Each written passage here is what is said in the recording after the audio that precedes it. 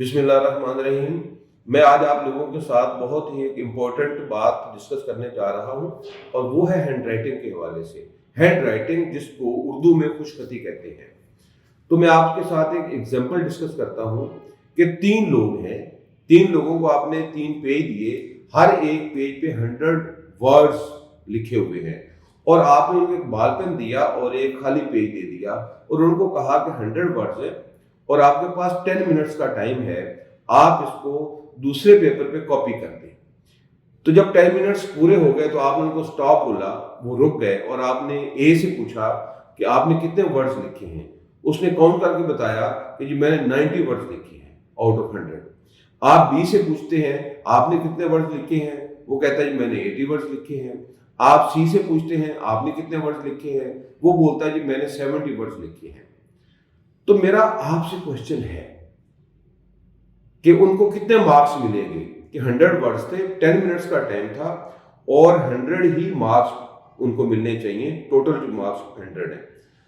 तो आप डेफिनेट कहेंगे कि जिसने 100 में से 90 वर्ड्स लिखे उसको 90 मार्क्स मिलने चाहिए, जिसने 100 में से 80 वर्ड्स लिखे उसको 100 में से 80 मार्क्स मिलने चाहिए और जिसने 70 वर्ड्स लिखे उसको 70 मार्क्स मिलने चाहिए।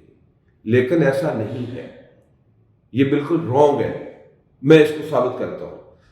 वो 3 लोग ए, बी और सी, उन्होंने कराची जाना है लाहौर से और उन्होंने ट्रेन का टिकट बुक करवाया। अब ट्रेन का टाइम है फर्ज करें 2 बजे का। किसी वजह से रास्ते में सिमो लेट हो गए, गाड़ी पंक्चर हो गई, फ्यूल डलवाने लग गए, रोड पे रश था, वो तीनों लोग थोड़ा थोड़ा लेट हो गए। जब वो तीनों लोग पहुंचे स्टेशन पे तो उन्होंने देखा कि सामने से गाड़ी ऐसे वो मूव करके जा रही है। वो भागे, कोशिश की, लेकिन गाड़ी को वो नहीं पकड़ सके। तो यहां मेरा आपसे क्वेश्चन है कि वो कितने % कामयाब हुए? तो डेफिनेट आप कहेंगे 0, वो नाकाम हो गए। तो वहां पे क्या था, आपने कहा कि जी 100 में से 90 वर्ड्स को 90 मार्क्स मिलेंगे, 100 में से 80 वर्ड्स वाले को 80 मार्क्स मिलेंगे और 100 में से 70 वर्ड्स लिखने वाले को 70 मार्क्स मिलेंगे और 10 मिनट्स टाइम था। नहीं, 10 मिनट्स में जो उनको एक टारगेट दिया गया उसको वो कंप्लीट नहीं कर सके। तो जब कंप्लीट नहीं कर सके तो उनके 90, 80 या 70 मार्क्स नहीं है, वो 0 पे है कि जो एक गिवन टाइम था जिसके अंदर आपने वो परफॉर्म करना था आप नहीं कर पाए। जैसे वो ट्रेन छूट गई, इसी तरह वो चूंकि 10 मिनट्स में वो तीनों लोग 100 वर्ड्स कंप्लीट नहीं कर सके, इसलिए वो सिर्फ फेल नहीं है बल्कि वो 0 पे है। तो हैंड राइटिंग इतनी इंपॉर्टेंट है। आप पूरा साल जितना आप पढ़ते हैं, जितनी आप स्टडी करते हैं और फिर साल के बाद आपने एग्जामिनेशन सेंटर में 2.5 या 3 आवर्स के अंदर आपने उस सारे को वहां पे लिख देना होता है।